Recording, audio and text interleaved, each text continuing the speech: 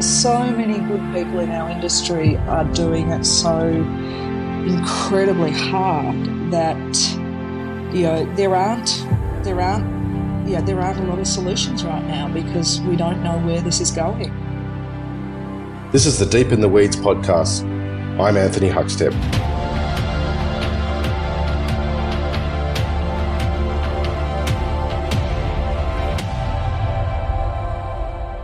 Things are never as bad as they seem. It's something a close friend often says to me whenever the chips seem stacked against me. The emotional uncertainty that entwines us all right now with this pandemic suggests otherwise, but stories of hope, of human spirit are creeping back into our lives. The final toll it takes on the food sector is hard to ascertain, but we know it will be significant. And our regional restaurants that provide a platform for local producers and rely on the custom of travellers are dwindling, but they're not giving up. Annie Smithers is an award-winning chef and owner of Fermier, which translates as from the farm. It's located in Trentham, Victoria. And Annie, how are you going?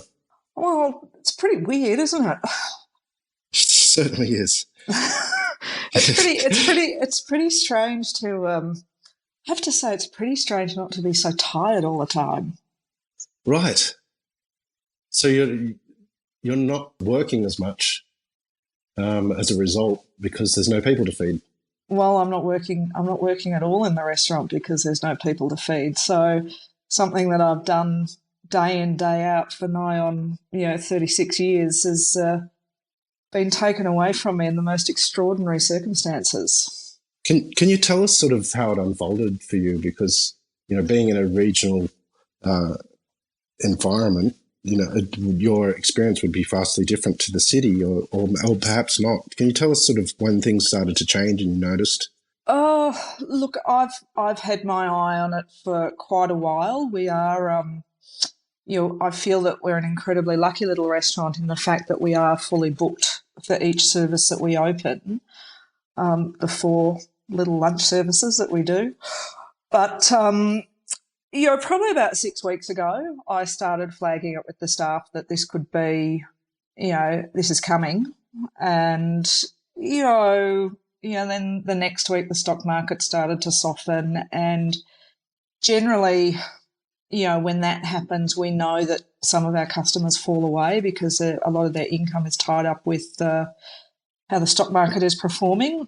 And then the week that we were going to go about our normal business, and it just got called that we can't do it. So we just rang everybody in the book for the next 4 weeks, and we'll see how long it takes.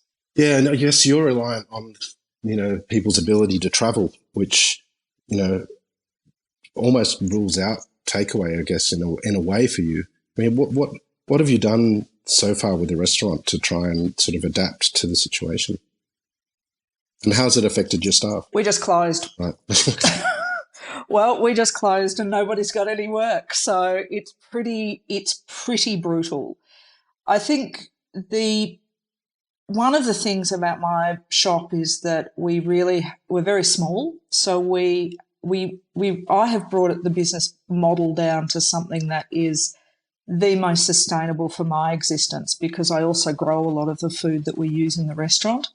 Well, let's have a look at that. Can you paint a picture of what that entails? What that entails is working about 2 acres of land to grow fruit and veggies for the restaurant. The restaurant operates on a fixed menu type setup, so we have we actually have a great model where there's no wastage. We're full. We don't waste man hours. We don't waste food because it's a set menu. And you have a very different connection to it when you actually grow it. Wastage is something that is, something that you take very seriously because you've watched these things grow from seeds or seedlings. And how has it impacted on your staff? Like you said, you had to let all of them go, but they're all living in the same area as well. And what have you done to manage that situation?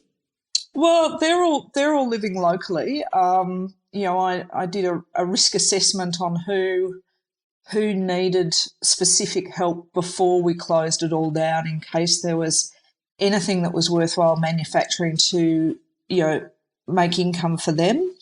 And we all decided as a team we'd sit it out and work on the premise that the best case scenario is that we have a strong business to come back to, as opposed to bleed what little resources there are at the beginning and then maybe jeopardise what we have to come back to.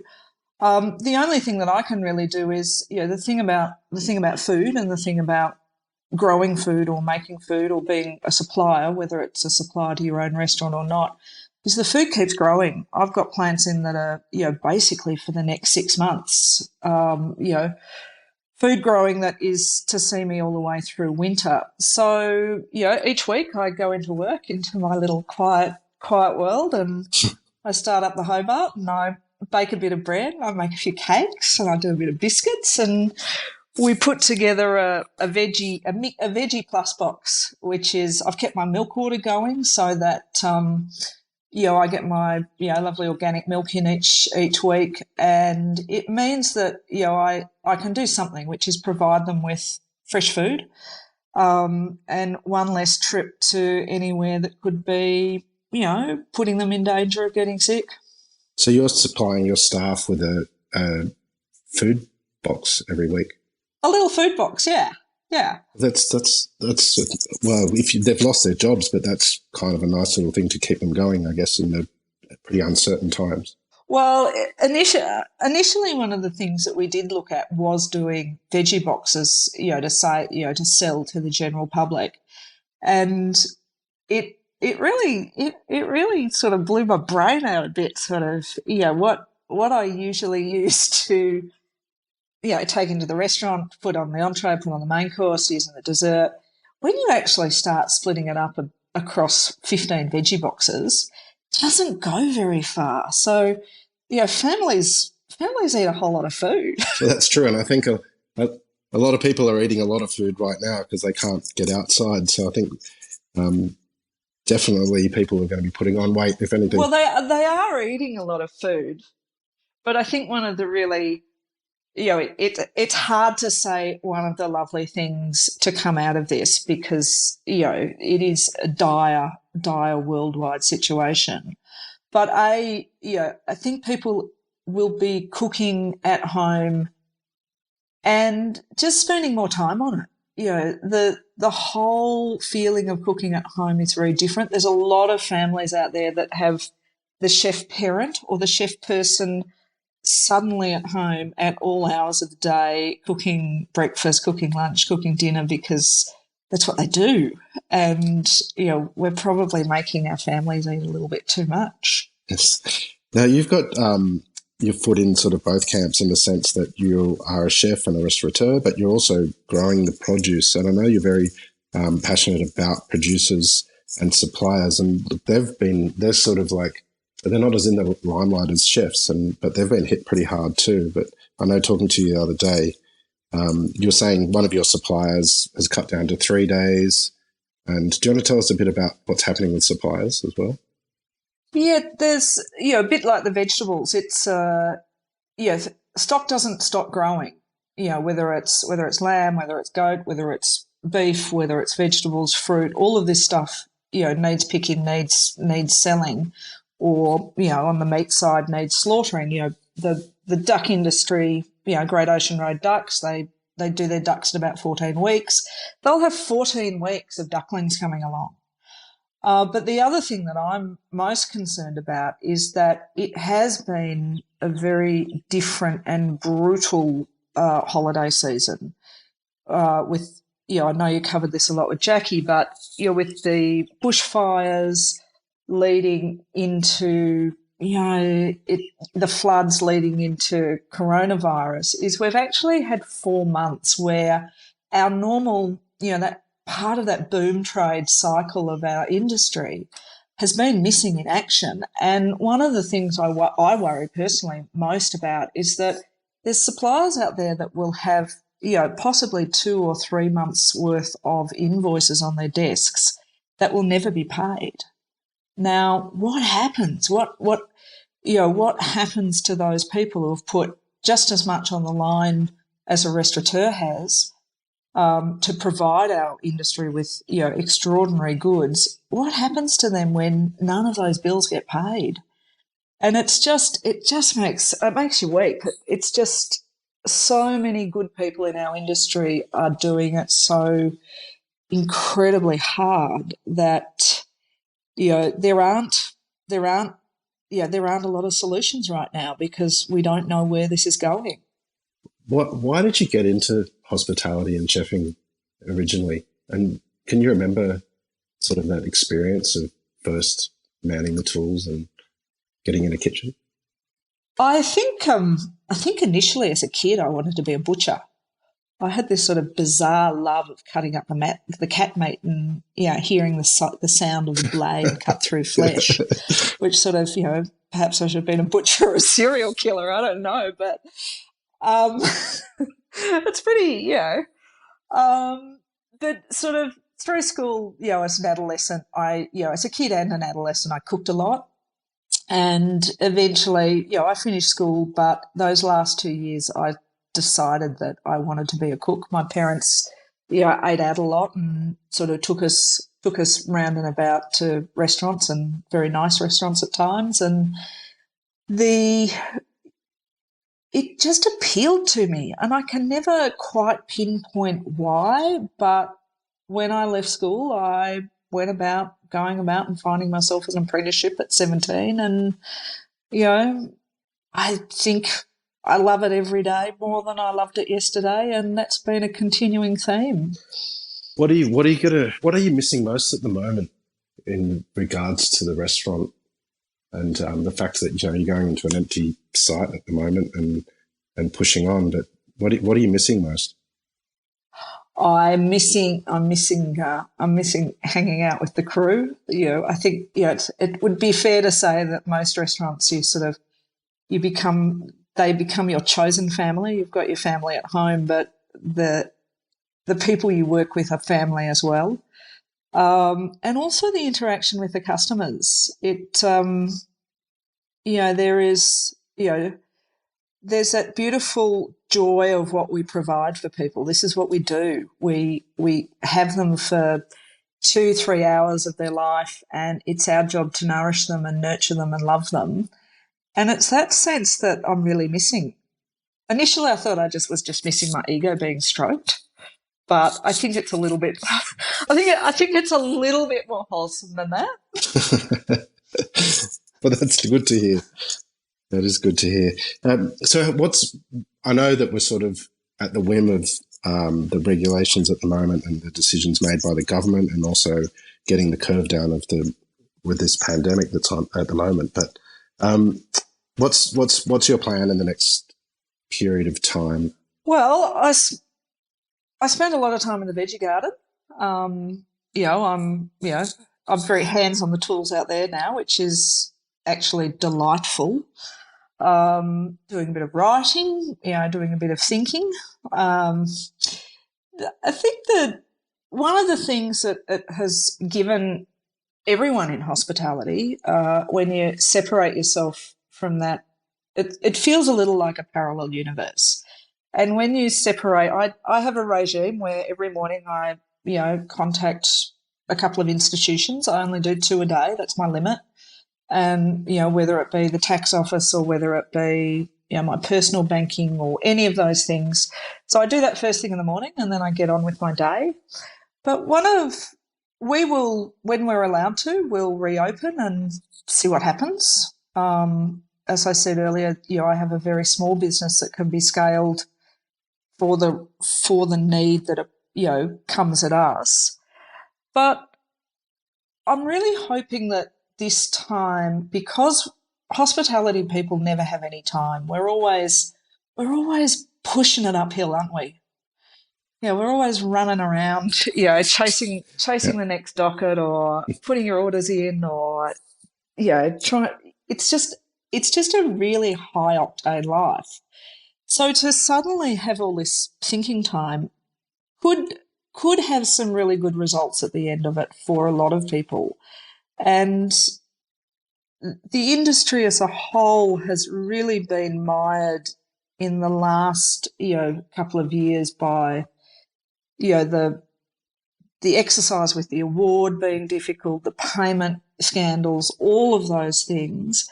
And perhaps this is a time where we can, each of us can give it a great deal of thought in terms of what does the brave new world look like on the other side? Can we construct an industry that is for the new world instead of trying to adapt the old world of hospitality to this new age that's come upon us of sort of remembering that people have families, remembering that people have lives, remembering that they have other commitments, paying a fair day's wage for a fair day's work, and how to structure our businesses so that we look at that when we start again, we look at all of those things with a really clean sheet and say, okay, we're starting from nothing. It's going to be hard, but how do we construct an industry that is fairer and better than the one that we've been forced to leave behind? What would you like to see? If you could be the mastermind behind the new dawn of Australian hospitality, what sort of restaurants would you like to see emerge? What sort of environments for people to share food in? Well, I think that one of the things that I'm most passionate about is the mental health of our industry, having suffered terrible mental health, across my career. And I think that we need to look. The first thing I think that we need to look at is looking at working hours and say, okay, how can we run restaurants across, whether they be multiple services or single services, where people generally work a standard 7.5, 8 hour day, and how to make that a viable option for business owners, so that the staff is valued and their right to a life and an existence outside of hospitality is also. And I feel it would give us a much better productivity. I think it would give us a much more, humane approach to it. I've done the long hard hours, and I've been awfully proud of the fact that I've done how many triple shifts in a row and things, but it doesn't. I cut my restaurant back to what I thought was sustainable because at some point I realised that I couldn't be everything for everybody all of the time. And I made a decision that I would run the shop in a way that it was just enough to, make a life for me, but not be so much that I felt, overwhelmed by it all the time. So it's a model that's personally mine. I'm not an empire builder by any means. But sorry to throw that on you. Yeah. but it's sort of, I love the small model. And do you think that's something that we're going to see a lot of? Do you think we're going to see a lot of the smaller operators and sort of, more unique, sort of homely offerings that are more particular to certain areas of Australia and communities? Possibly. I mean, on a historical level, if I look back at, say, the last 10, 15 years, is I was very fearful of the future of the small model as the big groups started to move in. And I thought, look, we're never going to survive. We're never going to have the buying power. We're never going to have the ability to keep up with these big groups that can afford, big fit outs, big media campaigns, all of those things. But it seems like the balance has actually settled a bit, and there is a different mentality in an owner-operated business, definitely, than one that is across many, many things. So it will be, I think the market will dictate what is needed. People are incredibly cooped up. How long they're going to be cooped up for, we don't know, but they're suddenly rediscovering cooking at home. they're rediscovering whether they can or they can't cook. They're also cooking on rations. So it is I suspect that when the curtain is lifted and we're allowed out again and allowed to operate, is that there won't be an enormous amount of discretionary spending available to the market as a whole. But I feel that hospitality is going to have a little honeymoon period because, there's going to be people out there that are never going to want to eat their mother's spaghetti bolognese ever again.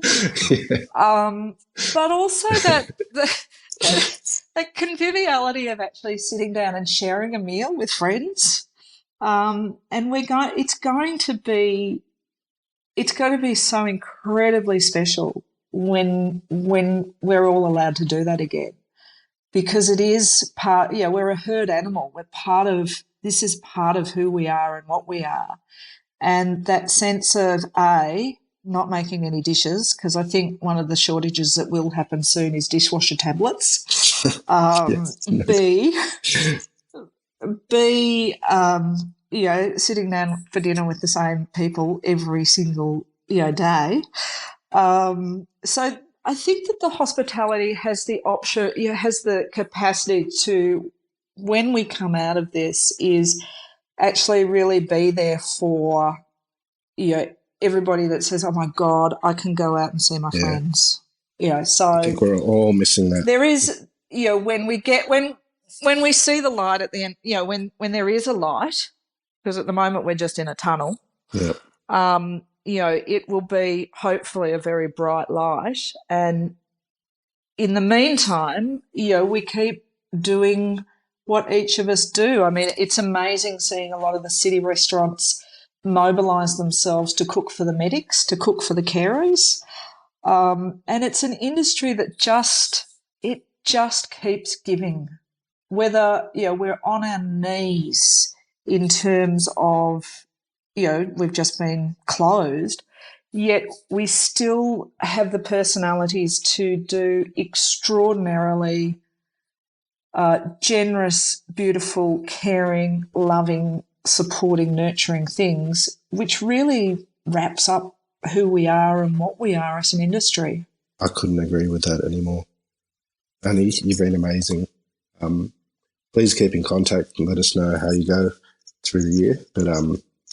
But really appreciate your time and hopefully talk to you soon. Thank you so much.